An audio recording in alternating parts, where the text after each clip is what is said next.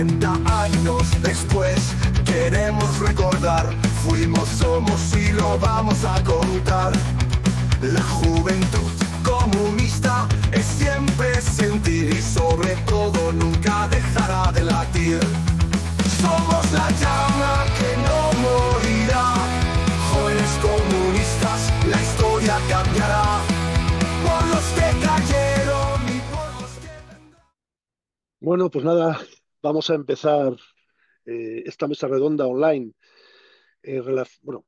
bajo el título La lucha por la paz y contra la OTAN en los años 80. Nos falta una semanita para el 18 de enero, para ese gran evento que pretendemos hacer la semana que viene en Madrid, en el Auditorio Marcelino Camacho, a partir de las 5 de la tarde. Y ya estamos en la recta final. Bueno, soy Carlos González, en su día secretario de organización de los colectivos de jóvenes comunistas y ahora miembro del secretariado de la iniciativa 40 aniversario de los CJC. Debo contaros algunos elementos previos a la propia mesa redonda que vamos a hacer, como que el programa que hemos preparado para celebrar este 40 aniversario es un programa fantástico. Es un programa en el que va a haber de todo. Va a haber música, va a haber homenajes. Bueno, habrá, por concretar, Gustavo Cabrera, Rojo Cancionero, Orlis Pineda y su banda. Vamos a hacer un homenaje muy especial a JM Céspedes.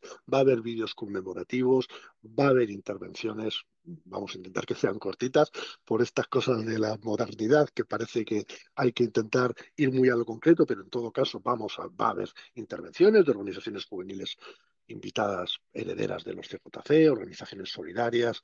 Vais a flipar con la exposición que estamos montando, y lo digo de verdad, vais a flipar. Es decir, va a ser un espectáculo. Va a haber mesas, va a haber reencuentro, va a haber alguna sorpresa, bueno, en fin. Como sabéis, el lema del encuentro es recordar, sentir, contar. Pero el objetivo va a ser casi otro, ¿eh? Que además os riáis, que además os reencontréis, incluso que lloréis. Vamos a intentar que lloréis un poco de emoción, porque también se trata de eso, de que los sentimientos los pongamos encima de la mesa. Os tengo que pedir a los que falten, que no sé, es decir, estoy viendo un poquito, mirando aquí porque tengo aquí una pantalla con el streaming de YouTube para ir viendo ya un poco los participantes. En todo caso, os tengo que pedir que si hay alguno que todavía no ha firmado el manifiesto, pues en juventudcomunista.com lo tiene, lo leéis y veréis cómo es un manifiesto absoluto. Desde luego, si habéis sido militantes de los TJC, es un manifiesto absolutamente firmable por parte de todos. Os tengo que pedir que los que vayáis a venir compréis la entrada. Compréis la entrada. juventudcomunista.com/tienda. Ahí, si entráis y buscáis el pack militante, es el pack que os proponemos que compréis todos pues, para participar en el evento. Es un pack que cuesta 40 euros, pero a cambio de esos 40 euros, ¿qué os vamos a dar? Os vamos a dar una insignia conmemorativa, os vamos a dar una camiseta conmemorativa, os vamos a dar el Juventud Especial que estamos preparando y que saldrá en la convención, y un juego de trivial único. Un juego de trivial que solo vais a poder jugar es CJ, porque realmente la mayoría de las preguntas que se hacen o eres CJC o es muy difícil que las puedas responder, pero bueno, nos da igual. Vamos a hacer un trivial. Bueno, ya está hecho. Ya está hecho y os lo vamos a entregar dentro de ese pack de esos 40 euros que, bueno, pues pensamos que nos hace falta dinero, ¿eh? No es, evidentemente, montar un evento de estos, teniendo en cuenta que no tenemos ninguna organización por detrás, como debe de ser además, bueno, pues nos hace falta dinero y, por tanto, la otra alternativa es, si no queréis comprar el pack, tenéis el Bizum, ahí mismo tenéis 633-470188 y que hagáis la aportación que buenamente os podáis permitir. Voy a presentar a mis compañeros de sala, por cierto, que es importante al final, que son las personas que van a ser protagonistas de este debate, y voy a hacer una breve descripción. No, en fin, la verdad es que seguro que es injusta, porque aquí las cuatro personas que tenemos junto a nosotros tienen una trayectoria realmente impresionante, ¿no? Pero bueno, en todo caso, hay que hacer un pequeño resumen porque no podría ser de otra manera. Alberto Orbera, en primer lugar. Hola Alberto, ¿me escuchas? Abre el micro un poquito para que te constatemos. Vicente, abre el vídeo, por favor. Vale, Alberto Orbera fue responsable de formación política e ideológica de los CJC de Cataluña entre el 82 y el 85, fue responsable de relaciones internacionales de los CJC de España entre el 86 y el 90. Respecto al proceso de reconstrucción de la Juventud Comunista Estatal, también formó parte del Comité de Enlace de la Juventud Comunista y de la propia Comisión Estatal de la Juventud Comunista en el año 84. Y en todo caso, también desde el punto de vista de su trayectoria, pues bueno, a su vuelta siguió militando en el PCC, ha seguido y sigue siendo un activista del comunismo de los grandes, además. Rafael Velasco Rodríguez comenzó a militar en los CJC en la promoción del primer congreso, fue responsable de prensa y propaganda de la Comisión Regional de Asturias. Posteriormente fue responsable político de la misma en el año 89, fue elegido miembro del Comité Central en el segundo Congreso, Comité Central de los CJC en el segundo Congreso, responsable político del Comité de Asturias, que sale de la primera conferencia en el año 1989. Comenzó su militancia sociopolítica en el colectivo pacifista del Instituto Jovellanos de Gijón, el mítico Instituto Jovellanos de Gijón. Hola Rafa, ¿me escuchas? Activa el micro, por favor. Sí, sí, te escucho perfectamente, sí. Vale, perfecto. Muchas gracias por estar con nosotros. Juan Carlos Blanca comenzó la militancia en los CJC en noviembre de 1985, pocos días antes de cumplir los 17 años. Fue militante de los CJC hasta que por edad pasó al PCPE, donde militó hasta diciembre del 2011. En sus inicios en los CJC siempre tuvo su lucha sectorial en el siempre estuvo en su lucha sectorial en el movimiento obrero. Fue miembro del Comité Central de los CJC y participó de la fundación de la Secretaría de Juventud de Comisiones Obreras, militando en la actualidad en la selección sindical de comisiones obreras de la empresa desde hace 21 años. Juan Carlos, ¿me escuchas? Buenos días, Carlos, camaradas, escucho. Carlos, Buenos días, sí. encantado. Buenos días, camaradas, un placer compartir con todos vosotros esta actividad. Y por último, Vicente Serrano, que además va a ser el dinamizador de la mesa redonda. Hola Vicente, ¿cómo estás? No, tienes que abrir el micro. Sin micro no hay tu tía. No, no vas a dinamizar mucho. Abre el micro, por favor, Vicente. Perdón, primer fallo. Ahora si quieres nos saludas. Buenos Venga, días, salud. Vicente comenzó a militar en el año 84, fue secretario de organización de Valencia y responsable político de Mislata en el 84 al 86. Fue miembro del Comité Estatal de Dirección antes del primer congreso, en el que fue elegido secretario de organización de los CJC. A finales del 88 pasa a la Secretaría de Estudiantes hasta octubre del 90, que es elegido secretario general de los CJC. Es el otro secretario general que tuvo los CJC en aquel periodo, que es el que nos ocupa en este 40 aniversario, junto con José Miguel Césped. ¿Vale?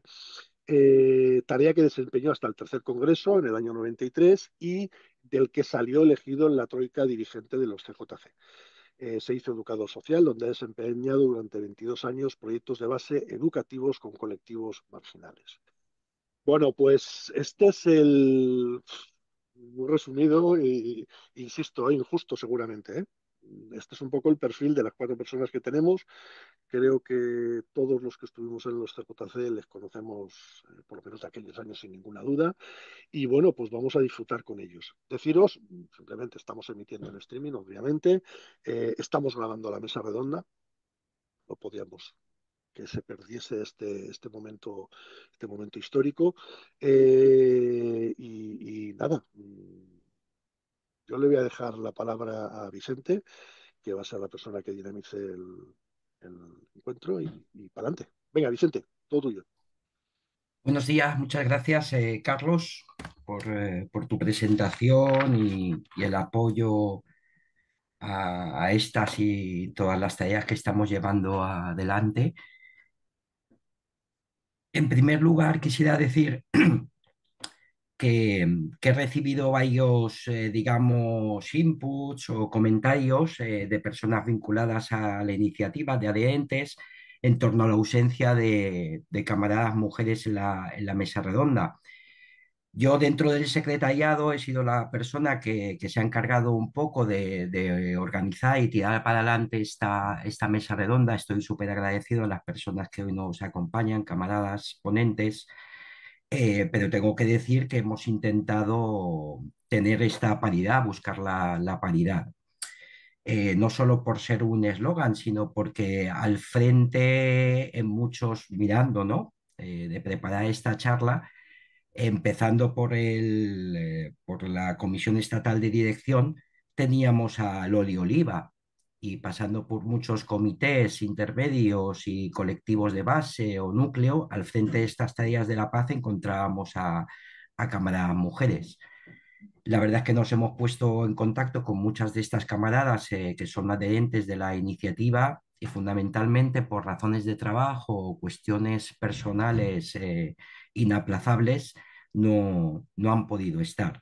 Pero era pretensión, lo quiero decir, y también rendir homenaje a todo este trabajo de nuestras camaradas al frente de la tarea de la paz, que hemos invitado a más de 7 camaradas, a mujeres, a que nos acompañasen en conseguir la paridad.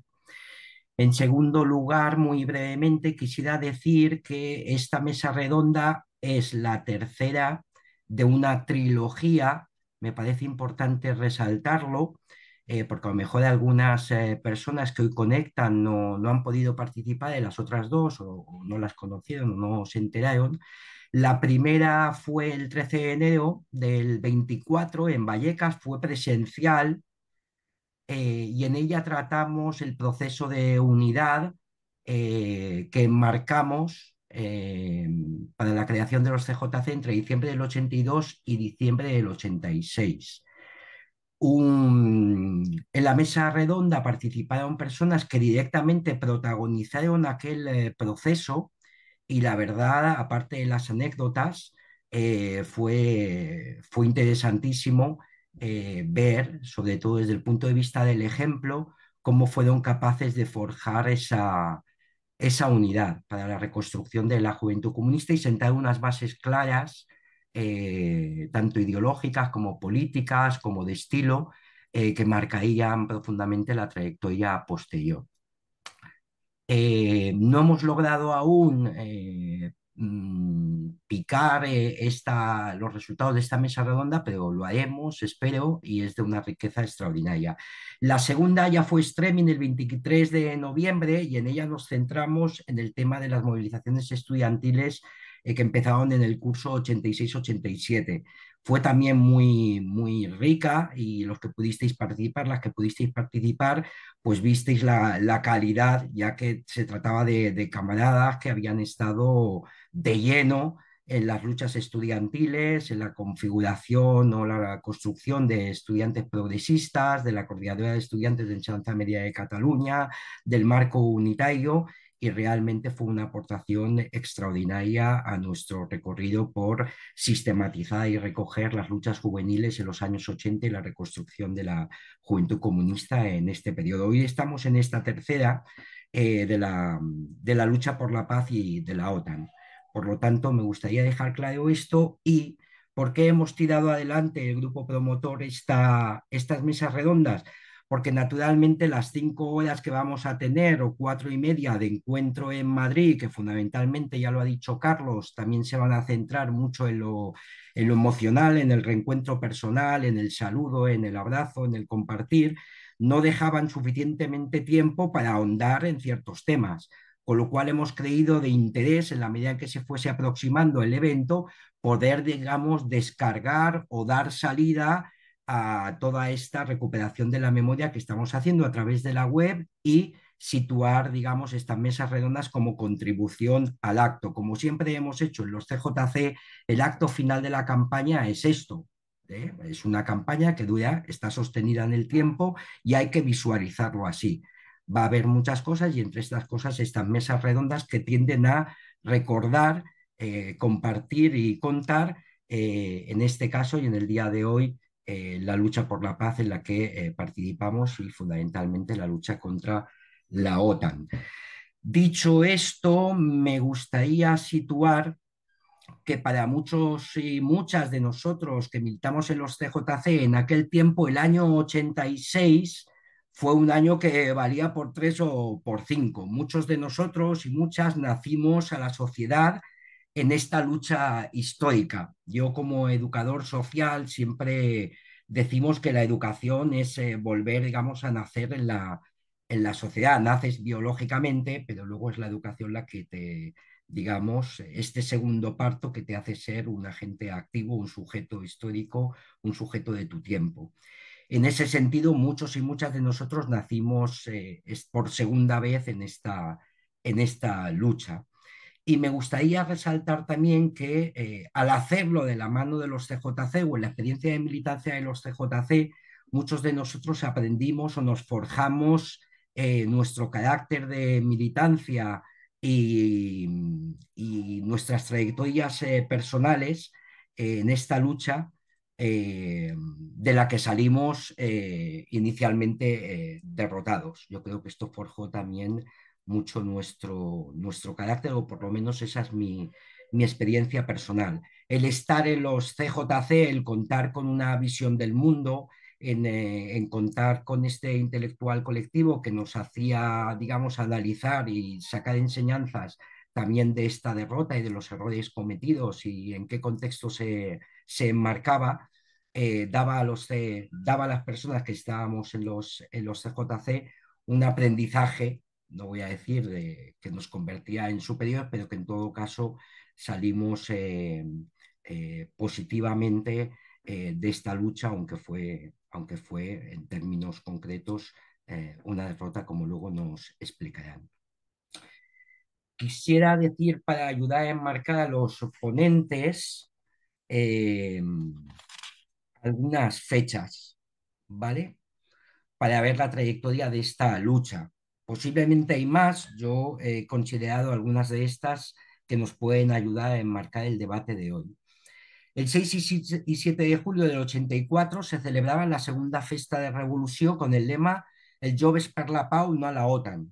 Quiere decir que ya en el 84 y antes, antes del referéndum del 86, los CJC, en este caso de Cataluña, tenían ya como bandera esta lucha y estaba en el lema, digamos, de la fiesta central de su órgano de dirección. Aquella fiesta se celebró en el Poble Español en Barcelona y a lo largo de los 3 días acudieron 10.000 jóvenes. El 24 de marzo del 85, la quinta marcha a Torrejón de Ardoz concentró a 250.000 personas por el desmantelamiento de las bases y la salida de España de la OTAN. Ya estábamos, digamos, en plena lucha anti-OTAN y por conseguir un referéndum vinculante, que fue la primera lucha, es así victoriosa, que se arrancó al poder la convocatoria de este referéndum vinculante. El 5 de mayo del 85, y esto tiene una gran trascendencia desde el punto de vista histórico de nuestra organización, sobre todo en las actividades de agitación y propaganda, todos contra el visitante. Más de 1,5 millones de personas se manifestaron por todo el país contra la visita de Ronald Reagan, y creo que podemos decirlo con total tranquilidad, el cartel de los CJC, del visitante, del lagarto, fue el más exitoso en este día de lucha de los pueblos de España por la paz y contra el visitante non grato. El 19 de mayo, 18 y 19 de mayo, la tercera Festa Revolución, justo un año después, también tenía el lema contra la OTAN, contra el paro, hacer fuerte la juventud, contra la OTAN, contra la TUR, fem forta la juventud. También miles de jóvenes vuelven a llenar el mismo recinto del pueblo español que lo hicieron el año anterior. El 20 de junio del 85 estuvo la huelga general contra la reforma de las pensiones y en defensa de la seguridad social y el empleo. 4,5 millones de personas se movilizaron contra la política económica del gobierno. Del 25 a 30 de julio del 85 participamos en el 12 Festival Mundial de la Juventud y los Estudiantes con el lema "Por la solidaridad antiimperialista, la paz y la amistad". No lo pudimos hacer como organización en el seno de la delegación oficial del Comité Español Preparatorio, pues fuimos vetados, pero sí conseguimos, mediante un extraordinario trabajo de relación internacional, formar parte de una delegación digamos, oficiosa o invitada al festival en la que pudimos participar muchos y muchas camaradas. El 13, 14 y 15 de septiembre del 85, el PC Punto organizó la primera fiesta de Nuevo Rumbo, órgano central del partido, con el lema Contigo Nicaragua. Creo importante señalar también la actividad de solidaridad antiimperialista que también estaba enlazada en esta lucha por la paz para nosotros.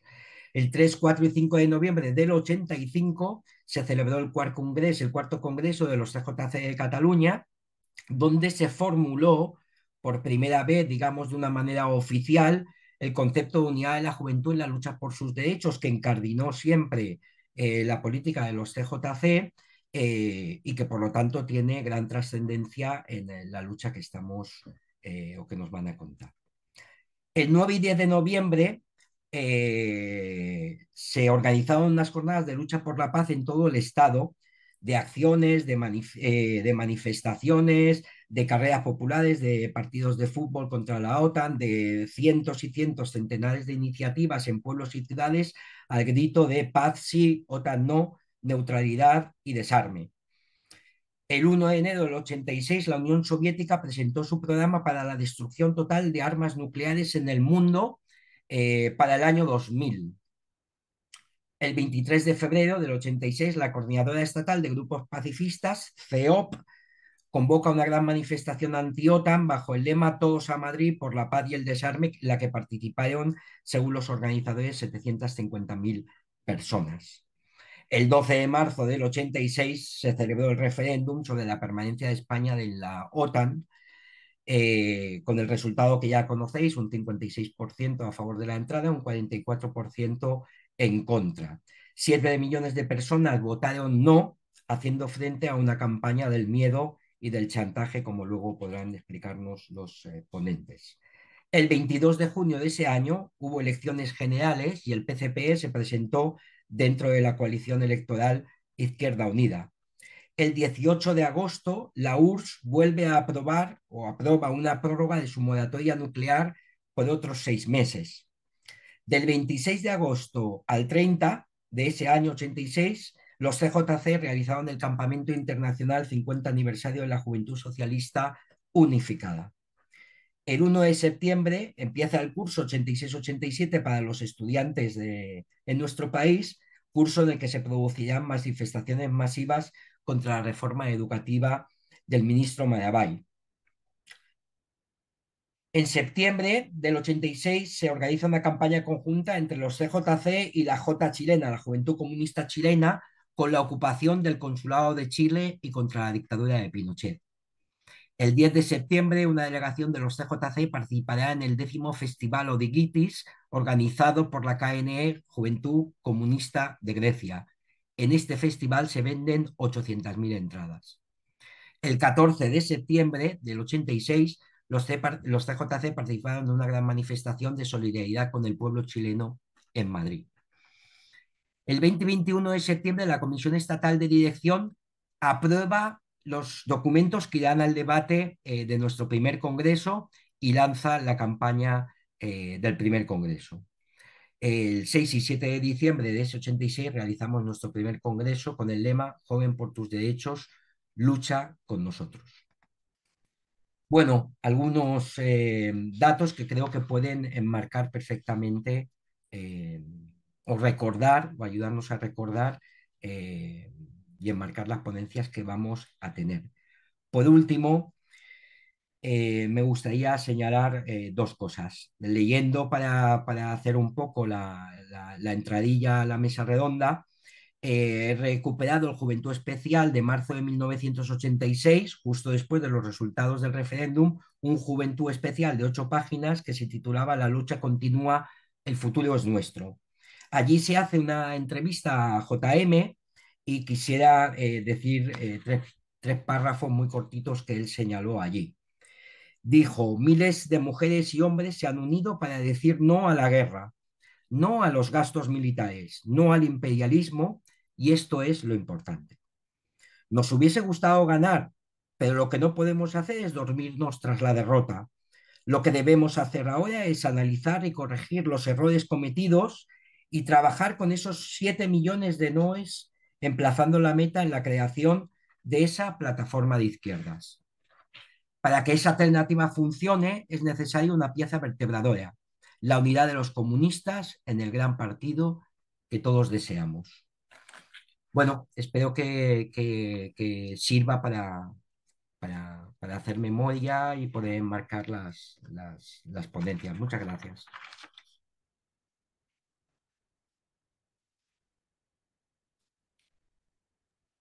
Bien, esperaba que le dieses la palabra tú directamente, pero bueno, en todo caso, el primero que tendría que hablar, según lo que habíamos acordado en el guión, es Alberto, con lo cual, si quieres, Alberto, abre tu micro y comienza tu intervención.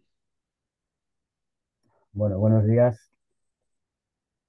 A ver, ya Vicente ha dado una pincelada importante en términos de fechas, de manera que me va a facilitar un poquito la tarea. A ver, a mí me toca hablar del contexto internacional en el que se produjo la lucha por la paz y contra la OTAN en Europa, en el mundo. Y la primera cosa que hay que decir es que los politólogos hablan del periodo de los 80 como un periodo de recrudecimiento de la Guerra Fría o de Segunda Guerra Fría. Yo creo que hay que hacer una puntualización conceptual al concepto de Guerra Fría. Los politólogos lo utilizan, es bueno utilizarlo para que nos entiendan, porque es el concepto que mucha gente comprende, pero nosotros, como comunistas, como marxistas y leninistas, tenemos nuestras propias herramientas conceptuales y sabemos que lo que se ha denominado Guerra Fría no es otra cosa que la agresión imperialista constante, permanente, por parte del imperialismo, contra la Unión Soviética, contra los países socialistas, contra los países descolonizados, contra los movimientos de liberación nacional, contra las ideas socialistas en general. Eso ha ocurrido sistemáticamente, viene ocurriendo en el caso de la Unión Soviética desde su propia fundación en el año 17, la revolución, 22, la creación de la Unión Soviética como tal, y no ha cesado en ningún momento. Pero sí que es verdad que el concepto de Guerra Fría tiene además, hay que hacer una segunda precisión. Guerra Fría en la práctica significaba alejar la confrontación directa entre las superpotencias con armamento nuclear, alejar la confrontación directa en Europa, para que los conflictos de la lucha de clases internacional se dirimieran en otros lugares más alejados de ese escenario, y en aquellos lugares en que se dirimía esta lucha, la guerra no tenía nada de fría. No eran frías las víctimas en Camboya, no eran frías las víctimas en Corea, no lo eran en Vietnam, no lo eran en Angola y Mozambique, no lo fueron para el millón de comunistas exterminados en Indonesia, de manera que allí las guerras eran bien calientes, ¿no? Entonces estamos hablando de un concepto un poco eurocentrista que no acaba de reflejar la realidad de la lucha de clases internacional que existía. Si se habla de una Segunda Guerra Fría en los 80 es porque previamente había habido un proceso de distensión entre la Primera Guerra Fría, posterior a la Segunda Guerra Mundial y desarrollada a lo largo de los años 50, y la Segunda Guerra Fría que se inicia a finales de los 70 y principios de los 80. Este periodo de distensión de los años 70 surge básicamente a raíz del susto, para entendernos, de la crisis de los misiles en Cuba, donde se está muy cerca de una conflagración nuclear, de desencadenarse una conflagración entre las dos grandes potencias nucleares, y a partir de ese momento empiezan a explorarse posibilidades de contacto y de entendimiento entre las dos grandes superpotencias, entre la Unión Soviética y los Estados Unidos. Eso tiene algunos reflejos importantes. Por ejemplo, en el año 72, el primer tratado importante de desarme, que es el Tratado ABM, de limitación de los sistemas de defensa antimisiles, de los sistemas antiaéreos para derribar misiles, que es un tratado que viene a reconocer que en el caso de una conflagración nuclear no hay victoria posible. Es el concepto de destrucción mutua asegurada, que otros han denominado también el equilibrio del terror. Es decir, yo acepto que si tú me atacas y yo te respondo, vamos a la debacle, y por tanto una forma de evitar la investigación constante en mejores tecnologías misilísticas es no avanzar en los sistemas de defensa de misiles.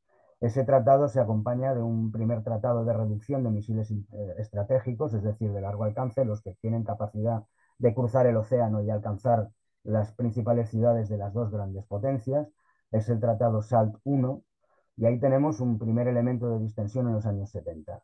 Hay un segundo elemento de carácter político muy importante, en mi opinión, que es la conferencia de Helsinki en el año 75, en la cual participan la totalidad de los países europeos del este y del oeste, además de los Estados Unidos y de la Unión Soviética, y en el cual se acuerda la soberanía de los, es decir, se defiende en su resolución la soberanía de los estados, la integridad territorial, la intangibilidad de las fronteras, la decisión de que las controversias serán resueltas de forma pacífica, el rechazo a la amenaza y al uso de la fuerza en las controversias internacionales. Para la Unión Soviética y para los países del este, el o la Conferencia de Helsinki y su resolución tiene la importancia de que por primera vez después de la Segunda Guerra Mundial se reconocen las fronteras de la Unión Soviética y también de los países del este, incluida la República Democrática Alemana. De manera que en los 70 tenemos ese elemento de desarme y también ese elemento de distensión política fundamentalmente en Europa. ¿Qué es lo que ocurre en los 70 para que a finales de esa década entremos en el periodo de Guerra Fría, de Segunda Guerra Fría? Bueno, ocurren varias cosas. Yo voy a mencionar dos. Una es la crisis económica del sistema capitalista en el año 73 y en adelante, la más importante después de la crisis del 29. Es una crisis que se recrudece de nuevo a partir del 78, 79, 80 y hasta el 81. Y es una crisis que muestra el agotamiento de las políticas keynesianas en orden a garantizar una tasa de ganancia suficiente que permita continuar con el proceso de acumulación de capital. Entonces, esta crisis de las políticas keynesianas, con el acceso al poder de Margaret Thatcher en el 79 y de Ronald Reagan en el 80, dan lugar a la aplicación de las políticas de la Escuela de Chicago, las políticas neoliberales, que en la práctica lo que significan es un intento de recuperación de la rentabilidad de la tasa de ganancia del capital por la vía del ataque a los salarios, del ataque al movimiento obrero, por la vía de la expansión del capital internacional, después de todo el proceso de globalización, de externalizaciones. Es una ofensiva ideológica también en toda regla.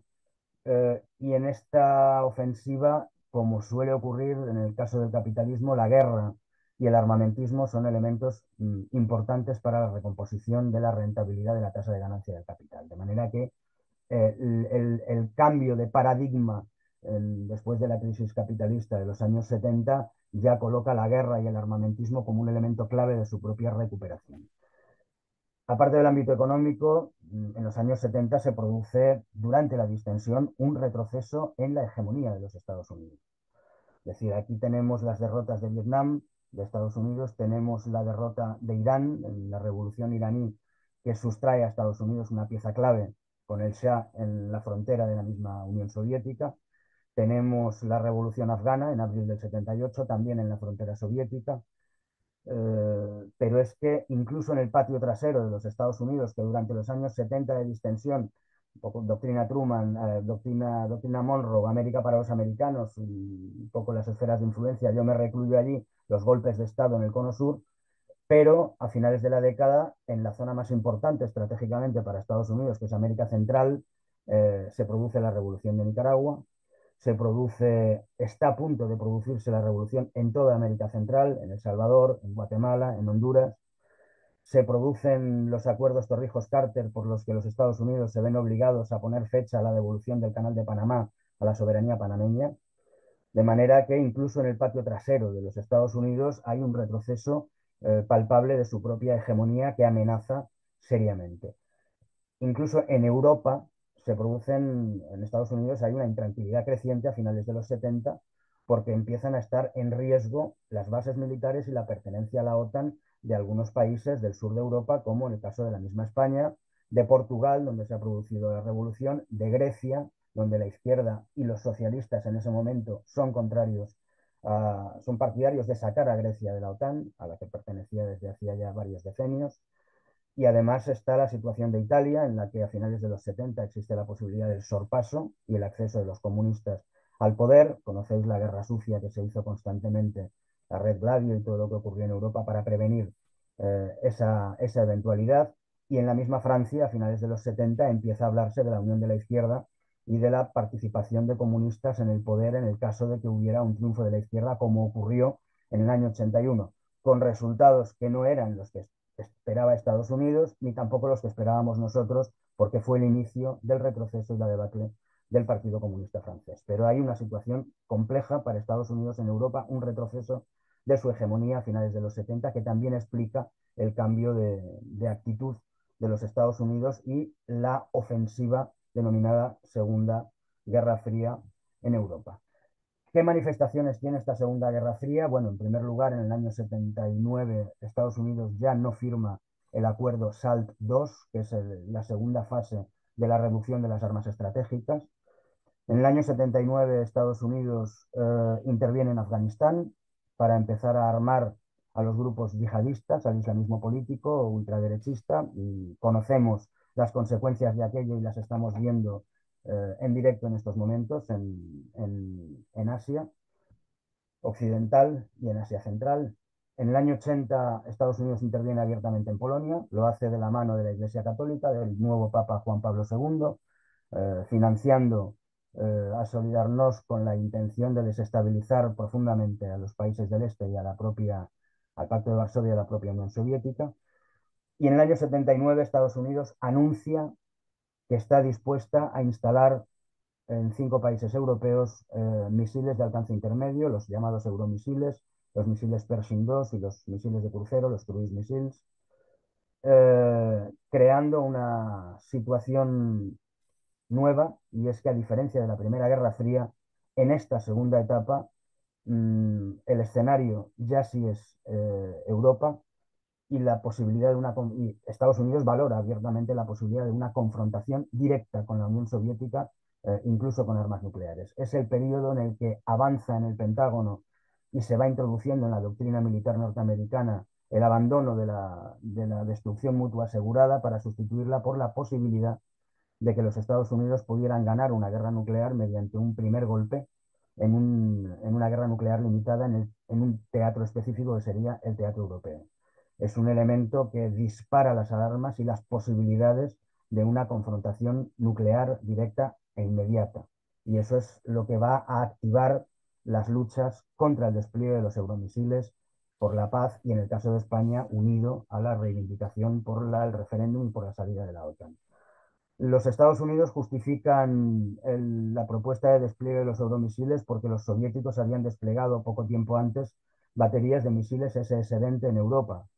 Hay que decir que la Unión Soviética siempre intentó que los arsenales nucleares de Francia y Gran Bretaña fueran contabilizados junto con los de los Estados Unidos, y que la política de paridad estratégica nuclear entre Estados Unidos y la Unión Soviética tuviera en cuenta esos arsenales. Estados Unidos nunca lo aceptó, pero claro, la diferencia es que la Unión Soviética no tenía otros aliados, las armas nucleares del campo socialista eran exclusivamente las suyas, porque las armas nucleares chinas en esa época, estamos hablando ya de una época en la que las armas nucleares chinas no se podían considerar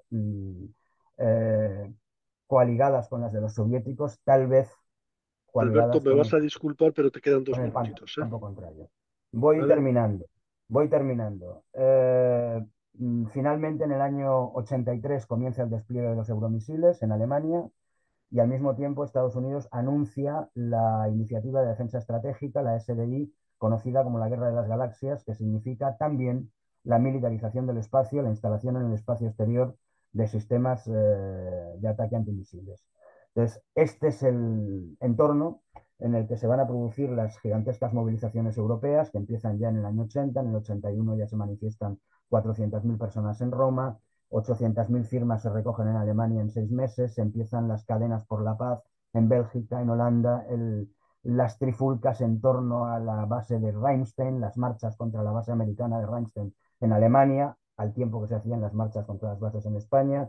millones de personas en el 83 en toda Europa, 1 millón de personas en España en el 84, 2 millones en el 85, entre las cuales las visitas de Reagan. Y entonces yo termino con dos elementos muy concretos. Primero, las movilizaciones gigantescas contra la paz a principios o en la primera mitad de los 80 crearon fracturas, disensiones en el seno de los gobiernos de la OTAN, que eran en algunos casos sensibles a las movilizaciones populares y al resultado electoral que se podía costarles, y esas disensiones, junto con la aparición de las propuestas ofensivas de paz de la Unión Soviética después del acceso de Gorbachov en el 85 al poder, del Partido Comunista de la Unión Soviética, van a crear las condiciones para que en el año 87 se firme el tratado INF que desmantela los euromisiles y los SS-20 de Europa. Después hay un proceso que requeriría todo otro debate. Y apunto una última cosa, que es importante decirla también, la intencionalidad consciente por parte de Estados Unidos de colocar a la Unión Soviética en una guerra armamentista, teniendo detrás una situación económica muy difícil, porque los Estados Unidos eran conscientes de que desde el año 73, 74, la economía soviética estaba, lo que algunos economistas consideran ya en estos momentos, en una situación de estancamiento. Se había interrumpido el proceso de crecimiento continuado desde después de la reconstrucción tras la Segunda Guerra Mundial, y la Unión Soviética empezaba a afrontar una situación económica difícil, y esa carrera armamentista fue un elemento que contribuyó a lo que después pudimos ver. Lo dejo aquí. Perdonad si me he extendido mucho. No hay problema, no hay problema, Alberto. Venga, vamos a seguir. Entonces, Rafa Velasco, te toca. Dale, Bueno, ¿se me oye? te oímos perfectamente. Vale, pues nada, muchas gracias a todos y a todas, a los compañeros de mesa y a todos los demás que nos estáis viendo y oyendo, ¿no? Un poco enlazando con lo que situaba Albert del contexto internacional, pues en España en los años 70, y sitúo ahí el principio de mi intervención, se da un proceso muy similar desde el punto de vista de la importancia que tenía la normalización del capitalismo español en ese contexto geopolítico, con dos propuestas, ¿no? que son la integración en la Comunidad Económica Europea en aquel momento y la posterior incorporación a la OTAN. En ese contexto y en esas luchas que van increciendo, se llega a decir que por los politólogos que la batalla del 12 de marzo del 86, del referéndum de la OTAN, es la última batalla de la transición y la primera de la democracia, y nosotros incluso como organización lo teorizamos con nuestras categorías, pero en el segundo congreso del PCPE, el 25 y el 26 de abril, hablamos de la derrota en el referéndum como la consolidación del régimen burgués en España y como el fin de la transición y la entrada en una nueva fase política.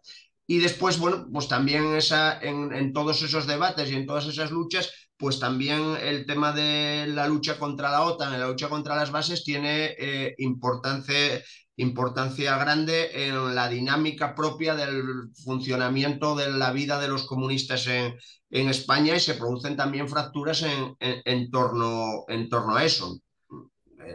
En esos procesos, pues, por ejemplo, el Partido Comunista de España apuesta claramente por la integración en la Europa de los mercaderes, en la Comunidad Económica Europea, mientras, bueno, los distintos destacamentos que vamos confluyendo en el PCP y los CJC lo cuestionamos, pero es que incluso durante esos años hay una disputa también sobre el tema de las bases norteamericanas, en la que Santiago Carrillo llega a decir aquello de los americanos pueden estar en España mientras los rusos mantengan las tropas en Checoslovaquia, ¿no? Eso no me lo invento yo. Si entráis por ahí por redes sociales, veis los artículos del País que recopila la Fundación Juan Marso, incluso unos papeles desclasificados de la CIA del año 87, donde contrapone la posición responsable del PC frente a la irresponsable y agresiva del Partido Comunista Portugués, pues sitúan de alguna manera ese debate. Y bueno, pues tras el golpe del Estado del 81, o bueno, lo que fuera aquella cosa que hubo, pues se impulsa por el gobierno Calvo Sotelo la incorporación formalmente a la OTAN. Parece ser que, bueno, los sectores burgueses tenían sus ciertas 40 años después, queremos recordar. Fuimos, somos y lo